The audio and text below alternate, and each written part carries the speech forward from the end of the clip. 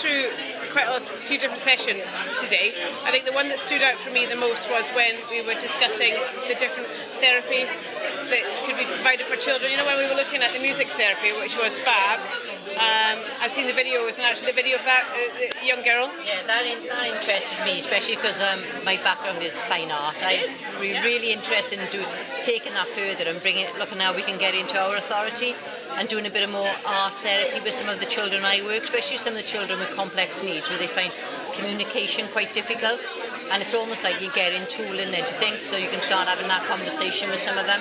Yeah, because the art therapy kind of thing, we use bits of it in terms of to engage, but it's not therapeutic as such. Well, we do things like the draw and talk and that, don't we?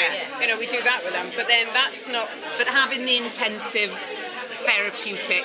Well, schools can do the draw and talk, they can do things like that. But we need to take it a step further, like they have taken a step further. Having expertise. Our role is different because we work with the Behaviour Support Service, so we're going into schools and we're doing it in blocks really, and don't always know when we have that exit criteria with children. Sometimes kids hang around with us for a long time because we don't necessarily know where to refer them, or actually the piece of work that we're doing we're not sure how relevant it is. I think if we could build on our skill set and had a very clear idea of the kind of intervention we can give to children once we've identified what their need is, we can offer a block then, because we're in schools all the time, aren't we? Yeah, and I think that's what came across in that bit of film that she showed us when she was talking about that intervention. But even though that intervention was over 3 years, I think we could sort of look at how our intervention is more targeted and our resources are used. Our interventions are almost with the adults that support the children. It's not always with the child, and this is where we get stuck, because we're a crutch then for some of the schools,